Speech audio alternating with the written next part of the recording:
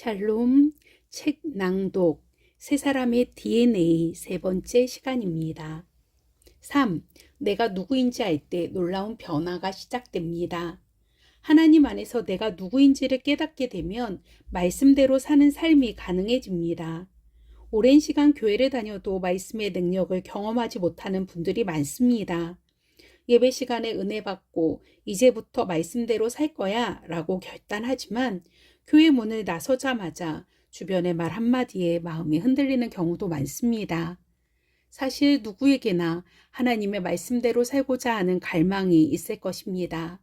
그러나 여전히 감정, 생각, 말, 태도 등 변화되지 못한 모습 때문에 결국 포기하게 되는 경우가 많습니다. 왜 이렇게 말씀대로 사는 것이 어려울까요? 그 이유는 우리가 우리 의지로 노력한다고 해서 하나님의 말씀을 살아낼 수 있는 것이 아니기 때문입니다. 로마서 8장 7절 육신의 생각은 하나님과 원수가 되나니 이는 하나님의 법에 굴복하지 아니할 뿐 아니라 할 수도 없음이라. 아멘. 우리의 의지로 연약한 부분을 계속해서 다듬고 연단해도 언젠가는 결국 한계에 부딪히게 됩니다. 물론 하나님의 말씀대로 살기 위해서는 어느 정도의 의지와 노력이 필요하지만 하나님은 우리가 버티는 것보다 훨씬 넉넉한 승리의 정체성을 허락해 주셨습니다. 그 출발점이 바로 하나님이 보시는 나는 누구인가를 알아가는 것입니다.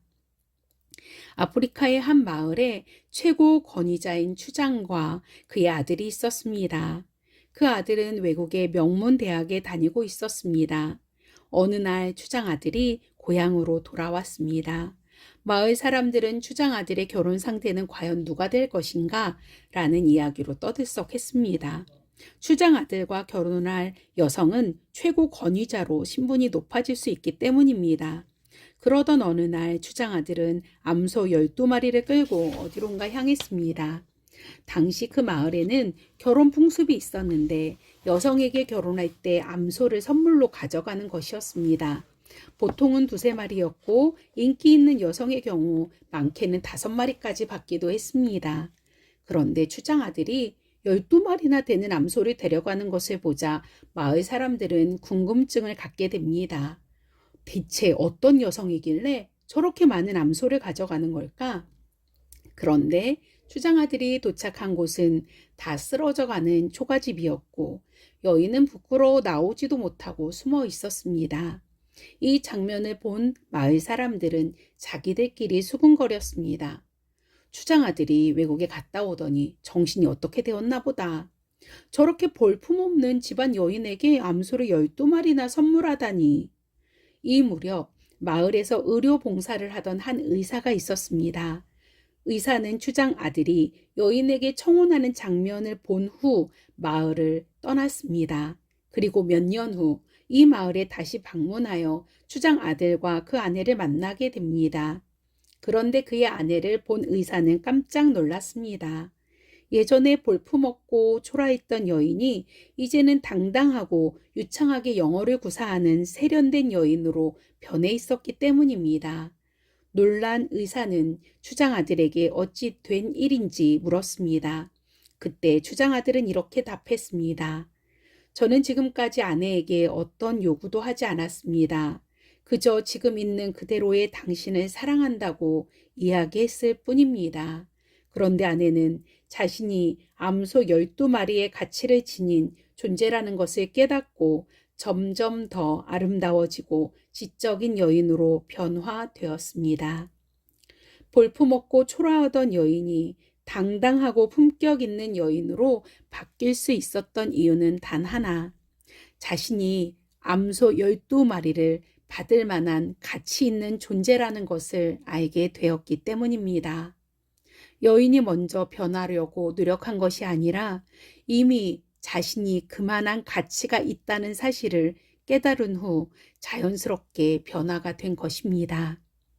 이처럼 하나님께서 바라보시는 나의 정체성을 아는 것이 진정한 하나님의 자녀로서 능력의 삶을 살아가는 출발점입니다. 질문입니다.